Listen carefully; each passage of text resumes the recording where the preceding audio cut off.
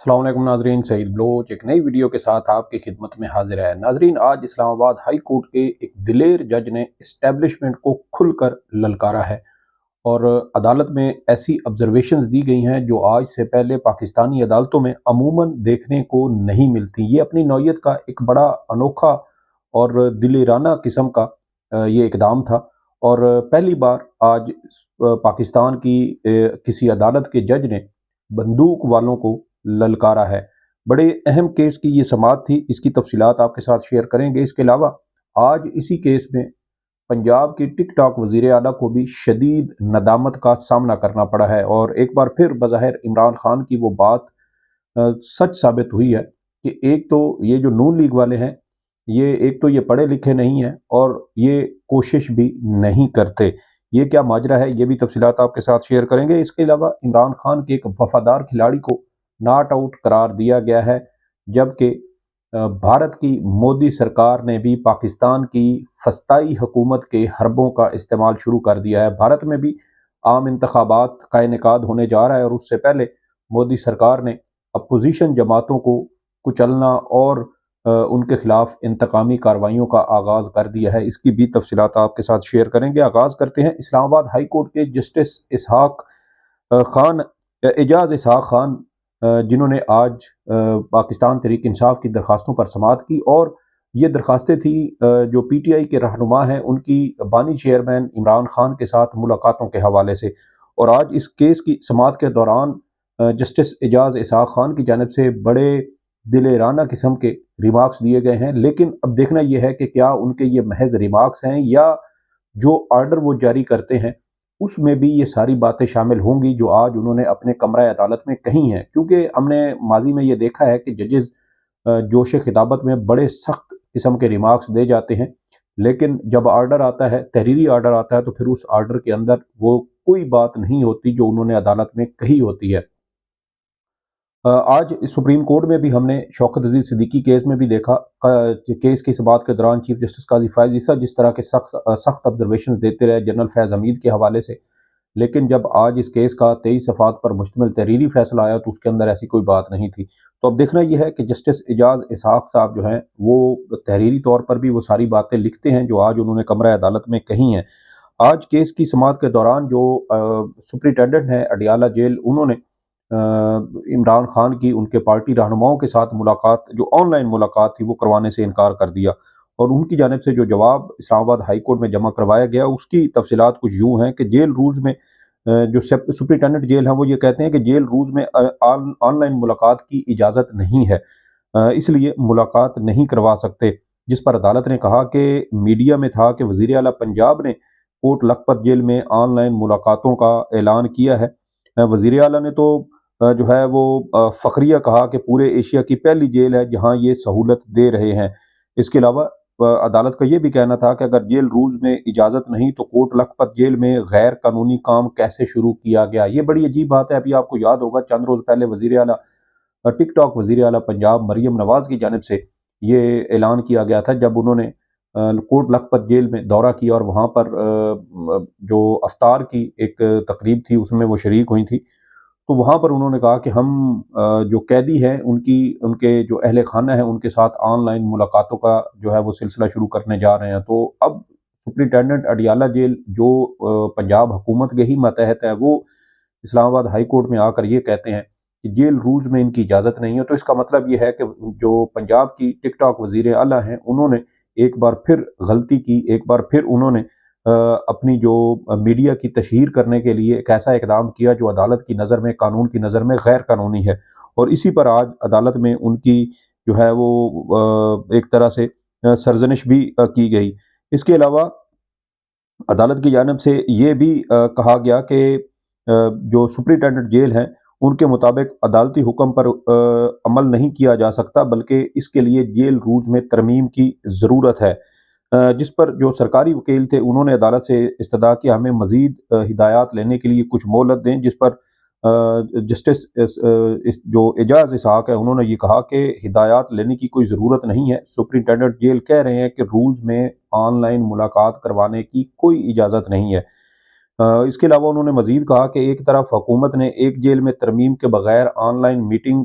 سے منع کیا، جبکہ دوسری طرف خود ہی فخریہ انداز میں جو ہے وہ وہی اقدام کر رہی ہے۔ تو یہ آپ دیکھ سکتے ہیں کہ وزیر اعلیٰ پنجاب کی جو حکمت اور دانش ہے کہ جہاں عمران خان کا معاملہ تھا، ان کے سیاسی جو مخالفین ہیں، ان کے حریف ہیں، ان کا معاملہ تھا، تو وہاں پر آن لائن ملاقات کروانے کی اجازت نہیں، اور جہاں انہوں نے اپنی تشہیر کرنی تھی کوٹ لکھپت جیل میں، وہاں وہ قیدیوں کی اہل خانہ کے ساتھ آن لائن ملاقاتیں کروانے کا سلسلہ جو ہے وہ شروع کر رہی ہیں۔ تو یہ وہ تضاد تھا جس کی وجہ سے آج مریم نواز کو اسلام آباد ہائی کورٹ میں شدید سبکی کا بھی سامنا کرنا پڑا۔ یہ ان کے لیے باعث ندامت ہے اگر وہ اس چیز کو محسوس کریں۔ اس کے علاوہ جو عدالتی معاون تھی زینب جنجوعہ، انہوں نے کہا کہ سپرنٹینڈنٹ اڈیالہ جیل کا موقف پنجاب حکومت سے متضاد نہیں ہونا چاہیے، کیونکہ جو سپرنٹینڈنٹ جیل ہیں وہ پنجاب حکومت کے ماتحت افسر ہیں۔ جبکہ پی ٹی آئی کے وکیل شیر افضل مروت نے کہا کہ کوٹ لکھپت جیل میں فخریہ اعلان کیا، لیکن یہاں عدالت میں چھپن چھپائی کھیل رہے ہیں، جس پر عدالت کی جانب سے کہا گیا کہ جیل میں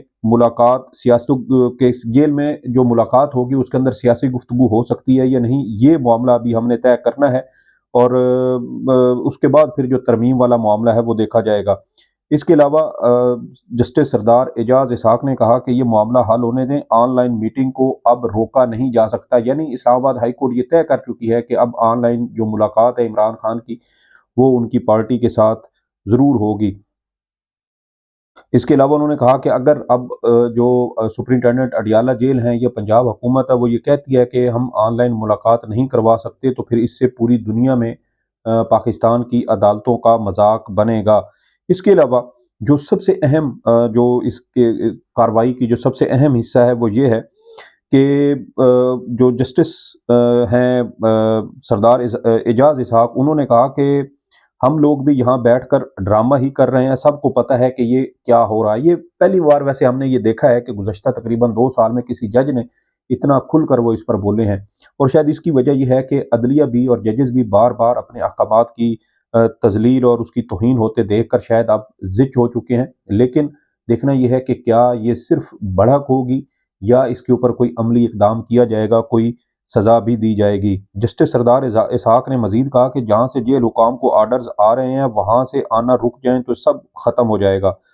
ملک میں 200 سینئر سول افسر غیر قانونی حکم ماننے سے انکار کر دیں تو نظام ٹھیک ہو جائے گا۔ 200 سینئر افسر ایک ساتھ یہ طے کر لیں کہ یہ سلسلہ رک جائے گا، جس پر شیر افضل مروت نے کہا کہ اگر عدالت 200 سول سرونٹس کو جیل بھیج دے تو بھی نظام میں بہتری ہو سکتی ہے۔ اس کے علاوہ جو جسٹس سردار اعجاز اسحاق تھے، انہوں نے کہا کہ ایک جگہ لکھا ہوا کاغذ ہے جبکہ دوسری جگہ اس کے سر پر بندوق ہے، یعنی ایک طرف ان کے پاس سامنے عدالت کا آرڈر جاتا ہے جبکہ دوسری جانب ان کے سروں پر بندوق تانی گئی ہے، تو پھر وہ کس کا حکم مانیں گے؟ تو شاید وہ اشارہ جو ہے وہ مقتدر حلقوں کی طرف، اسٹیبلشمنٹ کی طرف کر رہے تھے۔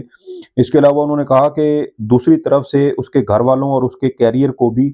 خطرہ ہے۔ یہ بڑی سنگین باتیں کی ہیں جسٹس سردار اعجاز اسحاق نے۔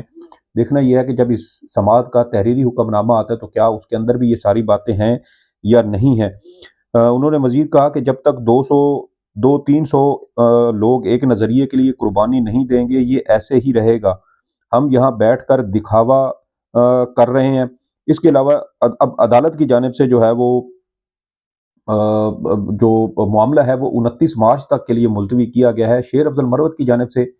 ڈی سی اسلام آباد کے خلاف ہونے والی کارروائی کا حوالہ دیتے ہوئے کہا گیا کہ عدالت ایک آرڈر سے یہ ساری چیزیں ٹھیک کر سکتی ہے۔ ڈی سی اسلام آباد کے معاملے پر بھی عدالت کی جانب سے توہین عدالت کی کارروائی پر حکم جاری کیا گیا تھا، اور اس کے بعد ڈی سی اسلام آباد کا کیا حال ہوا یہ سب ہمارے سامنے ہے۔ اب دیکھنا یہ ہے کہ اسلام آباد ہائی کورٹ یہ جو 29 مارچ تک کا وقفہ ہے اس کے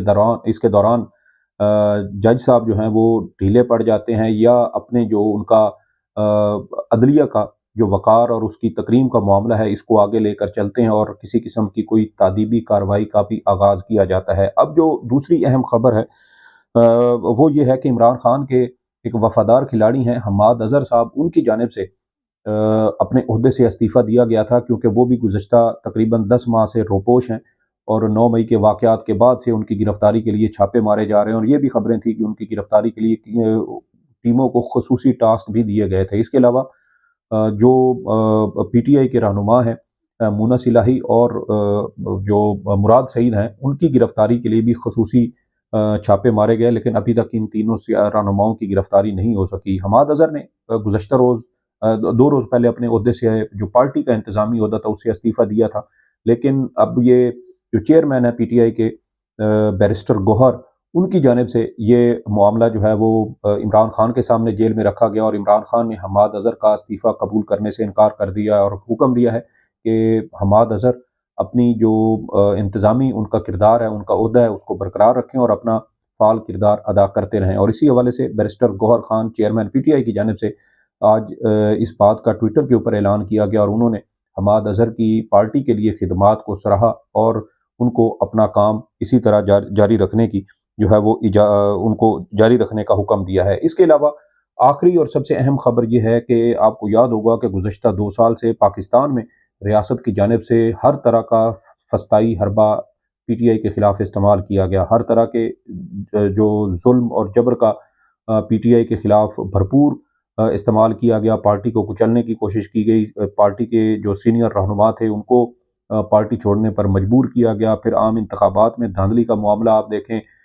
جس طرح پی ٹی آئی کے رہنماؤں اور کارکنوں کی پراپرٹیز تباہ کی گئیں، ان کے گھر گرائے گئے، ان کے کاروبار تباہ کیے گئے، ان کے کاروبار سیل کیے گئے، اور مطلب ایک ایسی لمبی فہرست ہے جس پر جو ہے وہ جتنی بندہ بات کرے اتنی زیادہ مثالیں، شاید سینکڑوں ہزاروں کی مثالیں ہمارے سامنے اس طرح کی نکل آئیں گی۔ اور یہ صرف کوئی چھوٹے موٹے شہروں میں نہیں بلکہ لاہور، اسلام آباد، کراچی جیسے بڑے شہروں میں بھی پی ٹی آئی کے جو رہنما تھے ان کی جائیدادوں پر، ان کی پراپرٹیز پر، ان کے کاروبار پر اسی طریقے سے حملے کیے گئے اور ان کو نقصان پہنچانے کی کوشش کی گئی، ان کی گرفتاریاں کی گئیں۔ اغوا برائے بیان کی اصطلاح پاکستان کے اندر استعمال شروع ہونا ہوئی جب پی ٹی آئی کے رہنماؤں کو گرفتار کیا جاتا اور پھر ان سے بیان لے کر پارٹی سے الگ ہونے کا وہ اعلان کرتے تھے اور پھر ان کی جان بخشی ہوتی تھی۔ اور اب بظاہر ایسے لگتا ہے کہ بھارت کے اندر بھی عام انتخابات سے پہلے مودی سرکار نے پاکستانی حکومت کے جو استعمال کردہ فسطائی حربے تھے ان کو اپنے ملک میں استعمال کرنا شروع کر دیا ہے۔ آج بی جے پی کی جو سرکار ہے انہوں نے کانگریس کے کچھ بینک اکاؤنٹس منجمد کیے ہیں، جس پر کانگریسی رہنما راہول گاندھی کی جانب سے بڑا سخت رد عمل آیا ہے، اور ان کی جانب سے کہا گیا ہے کہ بھارت میں یہ ہمارے بینک اکاؤنٹس منجمد نہیں ہوئے بلکہ مودی سرکار نے جمہوریت کو منجمد کرنے کی کوشش کی ہے۔ اس کے علاوہ مقبوضہ کشمیر میں بھی اغوا برائے بیان کے حوالے سے کچھ جو ایسے واقعات ہیں وہ سامنے آئے ہیں، جب خواتین کی جانب سے جو ان کے جو گھر کے مرد حضرات ہیں ان کی سیاسی وابستگیوں کے حوالے سے یا ان کی سیاسی جد و جہد کے حوالے سے لا تعلقی کا اظہار کیا جا رہا ہے۔ بڑی عجیب و غریب قسم کی صورتحال بنتی ہوئی نظر آ رہی ہے، اور بظاہر ایسے لگتا ہے کہ بھارت کی مودی سرکار نے پاکستانی حکومت کے استعمال کردہ